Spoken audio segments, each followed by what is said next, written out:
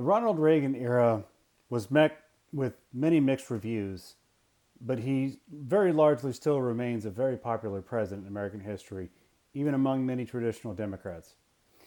By 1988, though, his second term would come to a close, ushering in a new era. And the 1988 presidential election would see his former vice president, George H.W. Bush of Texas, that's George Bush Sr., against Michael Dukakis, a East Coast Democrat who Bush was successful in trying to tie to the inconsistencies of the 1960s and whatnot. And George Bush, even though he wasn't quite the personality that Ronald Reagan was, handily won the 1988 presidential election. The problem for George Bush was both the House and the Senate were going to be controlled by Democrats. So you're going to have a political stalemate amidst the White House and both the House and the Senate. And his presidency, first of all, his campaign was largely run on the idea of extending many of different Ronald Reagan's policies.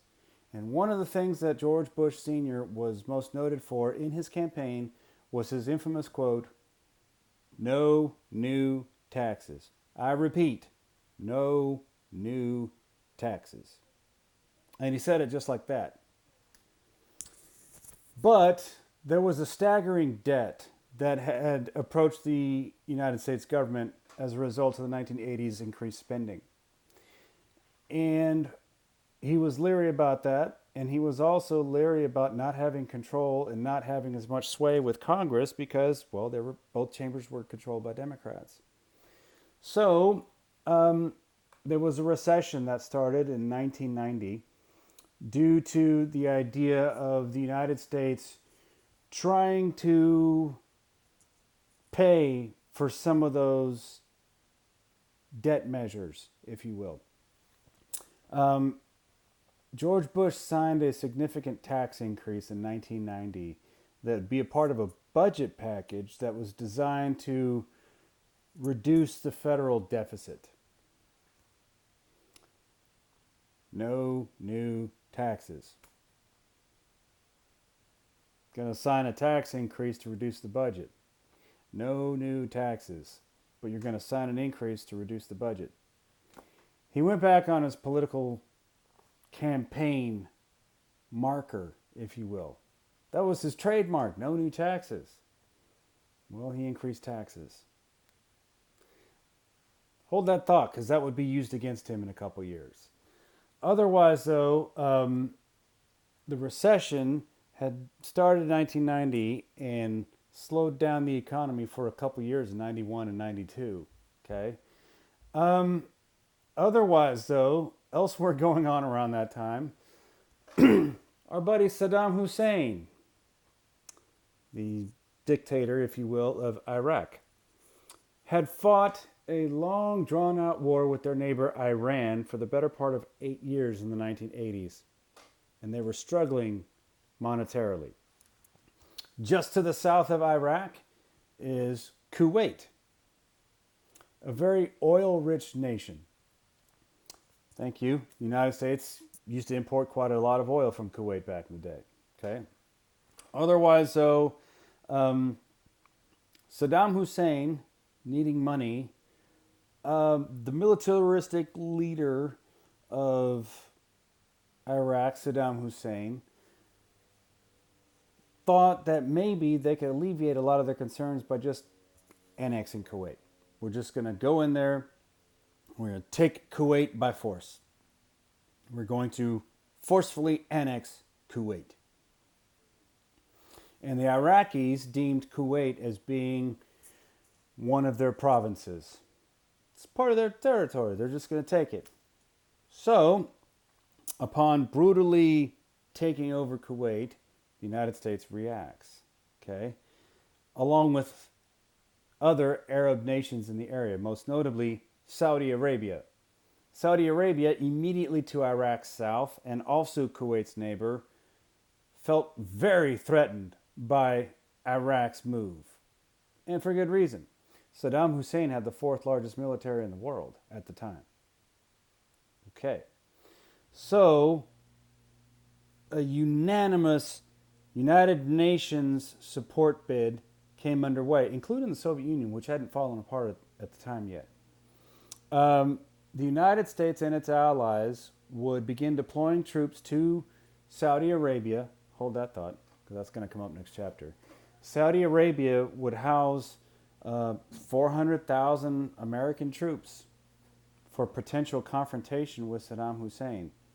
So that was in August of 1990, and that whole fall, the United States began Operation Desert Shield, which was that escalation in bringing troops to Saudi Arabia to stage for any potential conflict. And in January of 1991, President Bush gave Saddam Hussein an ultimatum: pull out of Kuwait by a certain time, or we'll force you out. Well, Saddam Hussein didn't. And on January 16, 1991, the United States began Operation Desert Storm, remarking Desert Shield and moving to Desert Storm. And a storm it was. And the United States began a massive air campaign destroying targets all throughout Iraq. I remember I was in 8th grade that year, and I would come home from school and I would turn the TV on to CNN or C-SPAN. And there would be like live updates. Like you'd have military commanders like Norman Schwarzkopf talking about how the United States Air Force knocked out a target with a smart bomb or something of the sort. And he would have footage of it, and he'd be like, you can see here on this map over here, there's this bridge, and you're going to see exact precision coming in by this bomb, separating it exactly right the halfway down, and boom. You see a lot of war live on TV. I was watching one time live on CNN. There was a news crew out in the middle of the Iraqi desert, and they were just doing a shoot talking about events. And all of a sudden, like from this underground foxhole, these Iraqi soldiers come out, and they're like, "Oh, we surrender." Basically, you have Iraqi soldiers that surrendered to a news crew. It was amazing. I saw this on TV, and it's like, what is going on? For whatever we were incapable of in Vietnam, we were capable in Desert Storm. Okay, we apparently learned quite a lot of lessons from our time in Vietnam. We had all kinds of advanced weaponry that was on full display: cruise missiles, smart bombs, smart missiles, tanks, weaponry, air superiority. We knocked out the Iraqi Air Force in a matter of hours. It was destructive. And then 2 months later, at the end of February, we eventually make a ploy to send ground troops from Saudi Arabia into Kuwait so as to liberate. But by that point, Iraq, okay, we go. George Bush didn't pursue them. And they'd go back into Iraq and torment the Iraqi public for the better part of another decade. Otherwise, though, Operation Desert Storm was largely successful. The United States military fervor was reaffirmed. The wrongs of Vietnam were righted by Desert Storm. Okay, we did something right. Iraq accepted terms of ceasefire and the Persian Gulf War was over. Other things would be implemented over the course of the next decade. Now, George Bush's popularity as a result of the Gulf War was very high in late 1991. But as the recession still carved its way into American pocketbooks, that popularity started to wane a little bit. And at that time, you also had a potential Democrat coming up for the 1992 elections, a young Southern Democrat from Arkansas. I did not have relations with that woman.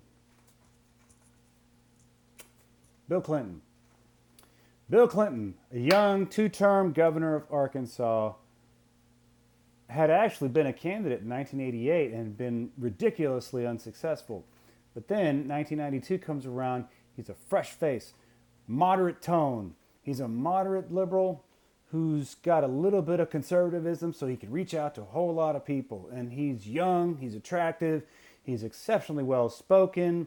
He's got these new ideas, but they're not outrageous. He wants to bring America together. I'm going to do that. And he wants America to coalesce. And it bruises the George Bush campaign. Furthermore, there was a third candidate, an independent, a Texan, Ross Perot. Ross Perot ran on the idea that we wanted to reduce the size of the federal government, we want to reduce bureaucracy, and we want to provide better leadership in a fiscal crisis. Can I finish? Ross Perot. Ross Perot was essentially a conservative, unofficially a Republican. He was an independent, but more conservative. Okay? And Ross Perot was also an effective speaker. And he was wealthy enough to where he can pay for advertisements an hour in length to speak to the American public as part of his campaign. And he did that several times leading up to the November 1992 election. Bill Clinton's popularity, in combination with George Bush Sr.'s waning popularity, along with Ross Perot's character or personality, led to a 1992 election that had mixed results. Bill Clinton wins the 1992 presidential election with 43 million votes. George Bush got 39 million. Ross Perot got about 19 million. Had Ross Perot not run as a third-party candidate, you got to wonder if maybe George Bush would have won that election. Basically, Ross Perot stole votes from George Bush Sr. But you got to wonder.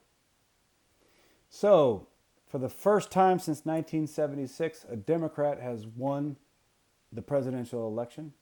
You're going to have a Democrat in the White House for the first time since the end of the Carter era. So that's 1992. And what would happen over the next decade and the rest of American history leading up to today, we'll talk about in the next chapter. George Bush Sr., I personally met George Bush when I was in college. I obtained a political science degree from Texas A&M, where the political science and government school has his name, along with a presidential library there in College Station. I was a student there at A&M when his library opened up. Therefore, also the Bush School of Government opened up. One of my classes in the spring of 1998, the classroom next door had a guest lecturer, former President George Bush. And he stayed around to talk to students after class. And after my class was let out, I got a chance to shake his hand. Of course, I was a cadet in the Corps there at A&M in my uniform, and he started to turn away before I could actually get to him. Then he kind of caught me out of the side of his eye and was like, gotta shake your hand there, cadet. Good to meet you. I just shook a president's hand. That was George Bush. I shook his hand. That's awesome. George Bush was one of the most genteel politicians you would ever meet. Okay? He made some big mistakes. His taxes policy being one of them. But in my views, George Bush Sr. had this genteel and likable demeanor that I like in a president. I wish he would have been a little bit more effective, but otherwise, I love George Bush Sr. I thought he's a great man, comes from a great family. Okay, very classy, genteel gentleman. He can disagree with you. He's not going to be the cult of personality that a Ronald Reagan or Barack Obama or Donald Trump would be. But I love that about him. And he passed away not that long ago, and we're worse off for it. But otherwise, though, Bill Clinton would usher in a new era of American politics where moderation would take over until it doesn't.